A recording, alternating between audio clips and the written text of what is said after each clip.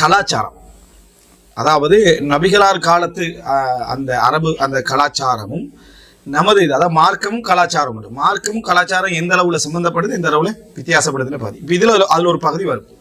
எனவே இந்த அடிப்படையில் சில விஷயங்கள் பிரித்து நம்ம பேச வேண்டி இருக்குது. இப்போ இந்த தலைப்பை நம்ம புரிஞ்சு கொள்றதுக்கு மிக முக்கியமான தலைப்பு ஒன்று தான் சகாஃபா, கலாச்சாரம் என்ற ஒரு பகுதி. இப்போ இதை நம்ம தெரிந்து கொள்வதற்காக முதலாவது இந்த மார்க்கம் கலாச்சாரம் என்கின்ற ஒரு அம்சத்தை நம்ம தெரியணும். என்றால் திருமணம் என்பது மனித சமுதாயத்துடைய வளமைகள்ல உண்டு. மனித சமுதாயம் செஞ்சுட்டு வார ஒரு அல்லாஹ் ஏற்படுத்திய ஒரு ஃபித்ராக்கள்ல உண்டு. ஃபித்ரா அப்படின்னு சொல்றது மனித இயல்புகள்ல இருந்து நடக்கக்கூடிய ஒரு அம்சம். அது மனிதனுடைய இயல்புகள்ல இருந்து நடக்கக்கூடிய ஒரு அம்சம். அது முஸ்லீமாக இருந்தாலும் அதை செய்வான், காஃபிராக இருந்தாலும் அதை செய்வான். இயற்கையான தூண்டுதல் அவனுக்கு இருக்கும். ஆடை அணிதல், அதே போல என்ன திருமணம் முடித்தல், குழந்தை வளர்த்தல், இப்படி இயற்கையாக அவனுக்கு நடந்துகிட்டு இருக்கும். அதுல இஸ்லாம் என்ன செய்யும்னா சட்ட ஒழுங்குகளை சொல்லும். இப்படி செய்ய, இப்படி செய்யக்கூடாது, இந்த மாதிரியான சட்ட ஒழுங்குகளை வரையறைப்படுத்தும். இதனாலதான் கலாச்சாரம் என்றது முஸ்லிம் சமுதாயத்தை பொறுத்த வரைக்கும் நீங்க என்ன புரிஞ்சுக்கணும்னா சகாஃபா, கல்ச்சர் அப்படின்றது இஸ்லாம் தான் கலாச்சாரம். ஒரு முஸ்லிமை பொறுத்த வரைக்கும் இஸ்லாம் தான் நாகரிகம், இஸ்லாம் தான் கலாச்சாரம், எல்லாமே என்ன அது ஒரு முஸ்லிம் சமுதாயத்தை பொறுத்த வரைக்கும் அதுதான். எனவே ஒரு முஸ்லீமாக இருந்து கொண்டு அவன் நாகரிகமற்றவன் அப்படின்னு சொல்ல இயலாது.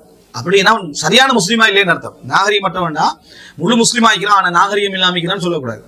முஸ்லீமா ஆகிக்கிறான், குறைபாடு இருக்குன்னு சொன்னா அவன் நாகரிகத்துல குறைபாடு அப்படின்னா அர்த்தம் என்னன்னா இஸ்லாத்துல அவனுக்கு என்ன குறைபாடு. அவன் முஸ்லீமா இருந்து கொண்டு சிறந்த கல்ச்சரை பின்பற்றாதவனா இருக்கிறான்னா இஸ்லாத்துலதான் அவனுக்கு என்ன குறைபாடு. எனவே ஒரு முஸ்லீமுக்கு அவனுடைய இதுதான் கலாச்சாரம். அப்ப கலாச்சாரம் என்றது, நாகரிகம் என்றதும், மதம் என்றதும் வேறு என்றது முஸ்லீம் அல்லாதவர்களுக்கு தான். ஏன்னா அவங்க அப்படித்தான் அதை பிரிச்சுக்கிறாங்க. அவங்களுடைய பகுப்பிலேயே மதம் என்றது ஒரு வழக்காறு முறை, கலாச்சாரம் என்பது ஒரு வேறொரு பகுதி மாதிரியும், அதுபோல நாகரிகம் என்றது இன்னொரு பகுதி மாதிரியும் தான் அவங்களுடைய நடைமுறை இருக்கும். ஏன்னா அதிலிருந்து நம்ம பார்க்கக்கூடாது. இது ஏன் அப்படி சொல்றேன்னா சில சொற்களை நம்ம சரியா புரிஞ்சு கொள்றதுல நிறைய பேர் பிழை விடுறாங்க. அதுல பிழைவிடப்பட்ட ஒரு விஷயத்துல ஒன்றுதான் இந்த கலாச்சாரம், நாகரிகம் என்ற வார்த்தையெல்லாம். ஏன்னா நாகரிகம் இல்லாமல் நடந்து கொள்றாங்கன்றத நிறைய பேர் இஸ்லாம் இல்லாமல் நடந்து கொள்றான்னு விளங்குறது இல்லை முஸ்லீம்களே. என்ன நாகரிகம் இல்லாமல் நடந்து கொள்கிறாய் அப்படின்னா, உதாரணமா ஒரு ஹோட்டல்ல இருந்து ஒருத்தர் விரல் சூப்புறாரு சாப்பிட்டுட்டு, நம்ம என்ன சொல்லுவோம், டீசென்ட் இல்லாதன்னு சொல்லி முஸ்லீம்களே சொல்லுவோம், நாகரிகம் இல்லாம இருக்கிறீங்க அப்படின்னு சொல்லி. அப்படின்னு அர்த்தம் என்ன, இஸ்லாம் நாகரிகம் இல்லாத ஒரு ஒழுக்கத்தை சொல்கிறது அப்படின்னு அர்த்தம். அல்லது நாகரிகமும் இஸ்லாமும் வேற அப்படின்ற பகுதியை புரிஞ்சு கொள்றான்னு அர்த்தம். அப்ப அந்த இடத்துல என்னன்னு சொன்னா அவன் செய்வதுதான் நாகரிகம், அவன் செய்வதுதான் கலாச்சாரம், அவன் செய்வதுதான் நாகரிகம், அவன் செய்வதுதான் கலாச்சாரம், இப்படி புரிஞ்சுக்கணும். அதே நேரம் ஒரு முஸ்லிமுக்கு இஸ்லாம் தான், அதாவது இஸ்லாம் தான் கலாச்சாரம், இஸ்லாம் தான் நாகரிகம் என்று சொல்வதனால இதுல அதாவது விதிவிலக்கான பகுதிகள் இல்லைன்னு அர்த்தம் அல்ல. அதை நாங்கள் எப்படி புரிஞ்சுக்கணும்னா இஸ்லாம் ஒரு விரிந்த பகுதி, அது கலாச்சாரம், நாகரிகம் எல்லா விஷயத்தையும் உள்ளடக்கக்கூடிய ஒரு பகுதி. அதே நேரம் சில விதிவிலக்கான பகுதிகள் இஸ்லாம் கொடுக்கும். உங்களோட ஊர் வளமை, உங்களோட ஊர் கலாச்சாரம், உங்களுடைய மொழி கலாச்சாரம், உங்கள் பிரதேசத்து கலாச்சாரம், உங்களுடைய குடும்ப வளமை, இப்படி ஒரு பகுதி இருக்குது. அது கூட இஸ்லாத்துக்கு கீழே தான் வரும். அது எப்படி வரும்னா இஸ்லாம் அதை தூண்டி இருக்காது, இஸ்லாம் அதை வலியுறுத்தி இருக்காது, ஆனா இஸ்லாம் அதை அனுமதிச்சிருக்கும். எனவே அனுமதி என்ற பகுதி ஒரு முஸ்லீமுக்கு இருக்கணும். இது இஸ்லாம் வேற அனுமதி வேற என்று இல்லை. முயல் சாப்பிடலாம்டா அது ஒரு முஸ்லீம் எப்படி புரிஞ்சுக்கணும்னு சொன்னா, முயல் சாப்பிடுதல் இஸ்லாத்துக்குள்ள வராது அப்படி புரிஞ்சு கொள்ளக்கூடாது. முயல் சாப்பிடுதல் இஸ்லாத்துக்குள்ள என்ன செய்யும் எப்படி வரும்னா அல்லாஹ் அதை அனுமதிச்சுக்கிறான், அல்லாஹ் அதை தடை செய்யலை என்ற பகுதியில் வரும். இப்ப தடை செய்யவில்லை என்ற பகுதிகள் எல்லாமே இஸ்லாத்துக்கு வெளியே நிறைய பேர் விளங்கி வச்சுக்கிறாங்க. அது இஸ்லாத்துக்கு என்ன சம்பந்தம், அதுக்கு இதுக்கும் எதுவும் இல்லை அப்படின்னு சொல்லுவாங்க. அப்ப எனவே அதை இஸ்லாமாக காட்டுறதும் பிழை, அது இஸ்லாம் இல்லை என்று காட்டுறதும் பிழை. புரிஞ்சுக்கணும். இந்த முக்கியமான ஒரு பாயிண்ட் இது. இந்த விஷயத்தை விளங்கினா தான் நம்ம மற்ற வயதில்லைகள் விஷயங்கள் இன்னும் உள்ள விஷயங்களை புரிஞ்சுக்கலாம். இஸ்லாமா காட்டுறது பிள்ளைண்டா என்ன, இஸ்லாமிய முயல் அப்படி சொல்லிடக்கூடாது, விளங்கிட்டா, இஸ்லாமிய கோழி, விளங்கிட்டா.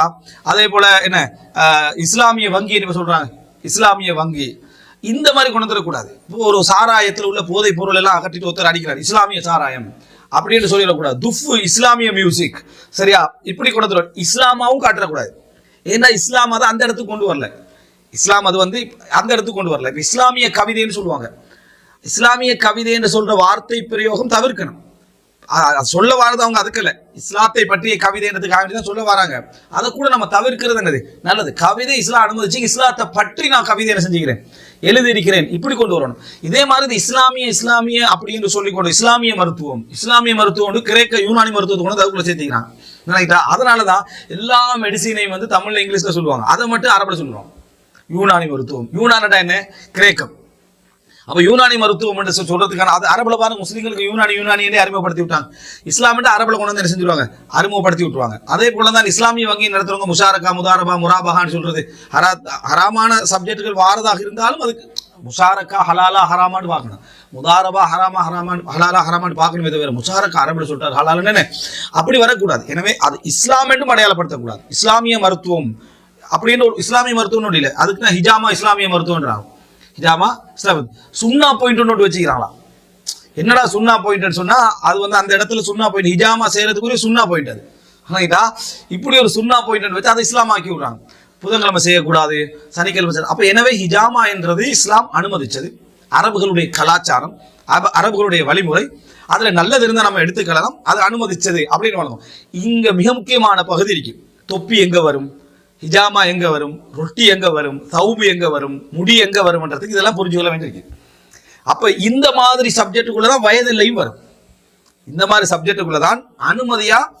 ஒருத்தர் வந்து 7 வயசுக்குள்ளே திருமணம் முடிச்சுட்டு இதுதான் இஸ்லாமிய திருமணம், ரசூல் ஸல்லல்லாஹு அலைஹி வஸல்லம் திருமணம் முடிச்சாங்கன்னா நம்ம பிள்ளைன்னு சொல்றதுக்கு விளக்கம் எங்க வரணும்டா, இது அனுமதி.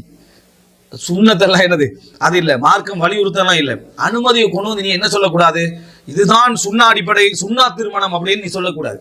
அப்படி கொஞ்சம் பேர் இருக்கிறா, சுன்னா தானே 6 வயசு பிள்ளை திருமணம் முடிக்கிற சுன்னா தானே அப்படின்னு. 6 வயசு பிள்ளை திருமணம் முடிக்கிற அனுமதி, அக்குது நிக்கா என்னது அனுமதி, ஏன் எதற்கு எப்படி சூழல் என்ற பகுதி அதுல இருக்குது, அது என்னன்னு தெரிஞ்சுக்கணும்.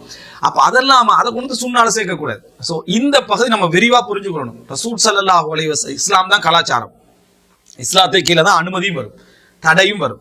எனவே ஒருத்தர் வந்து நம்ம ஊர் கலாச்சாரத்தை இஸ்லாம் அனுமதிக்கிறது அப்படின்னா அந்த இடத்துல அது இஸ்லாமிய கலாச்சாரம் அல்ல, இஸ்லாம் அனுமதித்த கலாச்சாரம், இஸ்லாம் அனுமதித்த கலாச்சாரம். அதே போல இந்த உணவை இஸ்லாம் அனுமதிக்கிறது, இஸ்லாம் அனுமதித்த கலாச்சாரம். ரசூல் ஸல்லல்லாஹு அலைஹி வஸல்லம் சொன்னாங்களாம், அன்தும் அலமு பி அம்ரி துன்யாக்கும், உங்களோட உலக விஷயங்களை பற்றி உங்களுக்கு தான் என்ன அறிவிக்குது. இதுல மகரந்த சேர்க்கை செஞ்சாங்களே ஈத்த மரத்தை வச்சு, உங்களோட உலக விஷயங்களை பத்தி உங்களுக்கு தான் அறிவிக்கிறது ரசூலுல்லாஹ் சொன்னாங்க. எனவே உலக விஷயமாக இருந்தால் அது நம்ம பார்த்துக்கணும், மார்க்க விஷயமா இருந்தா ரசூலுல்லாஹ் பார்த்துக்கணும். அப்ப ரசூலுல்லாஹ் மறுமை நாளே உட்கார்ந்துட்டாங்க, ரசூலுல்லாஹ் உலகத்துல இருந்தாங்க, ரசூல் ஸல்லல்லாஹு அலைஹி வஸல்லம் உலகத்துல தான் இருந்தாங்க. அப்ப அன்தும் அலமு பி அம்ரி துன்யாக்கும், உங்களோட விஷயங்களை உங்களுக்கு தெரியும்டா மார்க்கம் அனுமதிச்சுக்காது, நீங்க பாத்துக்கங்க அர்த்தம். நீங்க வந்து மகரந்த சேர்க்கை செய்யற விஷயம் மார்க்கம் அனுமதித்துள்ளது, அனுமதியை நான் தான் வழங்குவேன். அர்த்தம் என்னன்னா அல்லாஹ்வும் ரசூலும் தான் அனுமதியை வழங்குவாங்க. தபீரு நகல், சஹாபாக்கள் விட்டதுக்கான காரணம் என்னன்னா தடையை நினைச்சு விட்டாங்க.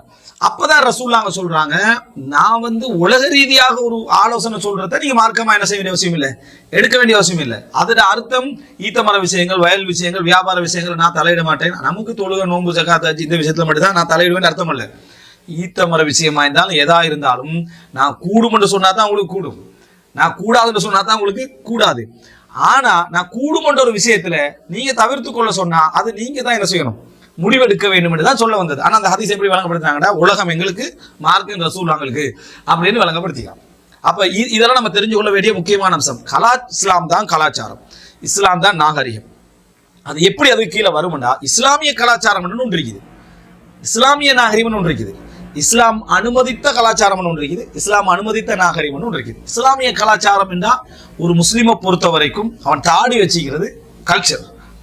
என்ன கல்ச்சர்? ஒரு முஸ்லீமுடைய கல்ச்சர், அது கலாச்சாரம், அதான் முஸ்லீமுக்கு நாகரிகம். அவன் விரல் சூப்புறது அப்படின்னு சொல்றது இஸ்லாமிய நாகரிகம், இஸ்லாமிய கலாச்சாரம். நாகரிகத்துக்கு கலாச்சாரத்துக்கு வித்தியாசம், அது அடுத்த கட்டமான சொல்றேன். அதான் இஸ்லாத்துடைய வழிமுறைகள் உண்டு. இப்படித்தான் திருமணம் நடத்துறது அப்படின்னு நம்ம ஒரு திருமண முறைகள் ஒன்று செய்யறோம், அக்கதனி, இது முஸ்லீம்களுடைய கலாச்சாரம். எனவே கலாச்சாரம் அப்படின்ற வார்த்தையை நம்ம சொல்ல வேண்டிய அவசியம் இல்லை, ஆனா கலாச்சாரம் சொன்னா அதான் என்ன கலாச்சாரம்.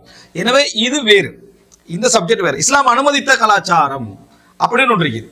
இஸ்லாம் அனுமதித்த கலாச்சாரம் வரைக்கும் இந்த மாதிரியான மருத்துவ முறைகளை நம்ம செஞ்சு கொள்றது, இந்த மாதிரியான திருமண நடைமுறைகள், நம்ம ஒவ்வொரு ஊருக்கு ஒவ்வொரு விதமான நடைமுறைகளுக்கு திருமணத்துக்கு, அதெல்லாம் கொண்டு வந்து ரசூலுல்லாஹ் அப்படி செஞ்சாங்களா? ரசூலுல்லாஹ் காலத்துல துஃப் அடிச்சாங்க. துஃப் ரசூலுல்லாஹ் உங்களில் வந்து லஹு எதுவும் இல்லையா, வேடிக்கை எதுவும் இல்லையா? அது அன்சார்களுக்கு வேடிக்கை என்ன செய்யும் பிடிக்கும், அதை மாதிரி எதை செய்யுங்க, துஃப் என்ன செய்யுங்க அடிங்க அப்படின்ற மாதிரி ரசூல் ஸல்லல்லாஹு அலைஹி வஸல்லம் அதில் ஆர்வம் ஊட்டுறாங்க. இதுக்காக வேண்டி இது வந்து எந்த லிஸ்ட்ல சேர்க்கணும்? துஃப் அடிப்பது இஸ்லாமிய கலாச்சாரமா, இஸ்லாம் அனுமதித்த கலாச்சாரமா? இஸ்லாம் அனுமதித்த கலாச்சாரம். இஸ்லாம் அனுமதித்த கலாச்சாரத்தை நம்ம ஊர்ல நம்ம செய்ய வேண்டிய அவசியம் இல்லை. நம்ம ஊரில் உள்ள கலாச்சாரத்தை இஸ்லாம் அனுமதிக்குமான்னு மட்டும்தான் நம்ம பார்க்கணும். துஃபடிப்பது இஸ்லாமிய கலாச்சாரம் சொல்லி அரபு துஃபுகள் எல்லாம் நம்ம நாட்டில் இறக்கி வச்சு இதான் சுன்னா துஃபு அப்படின்னு சொல்லி என்ன செய்யக்கூடாது, அதுல சேர்த்துடக்கூடாது. இதுதான் எங்களோட பிரச்சனைகள்லாம் உண்டு. நம்ம நாட்டில் திருமணத்தை பகிரங்கப்படுத்துறதுக்கு என்னென்ன வழிகள் இருக்குது அதை செய்யலாம்.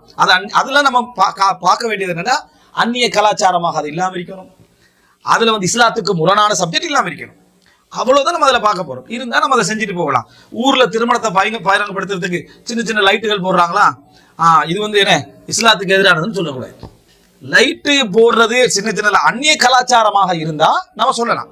ஒரு அந்நிய கலாச்சாரத்துல விளைக்கிறோம். அந்நியெல்லாம் ட்ரெஸ் போடுறோம், அதனால நம்ம அது அப்படி அந்நிய கலாச்சாரம் இல்லை. அந்நியெல்லாம் தண்ணி குடிக்கிறான், அப்ப நம்ம என்ன தண்ணி குடிக்க கூடாது. அந்நியெல்லாம் காலையில எழும்புறான், இந்தியில நம்ம மாத்தி என்ன செய்வோம், எழும்புவோம்.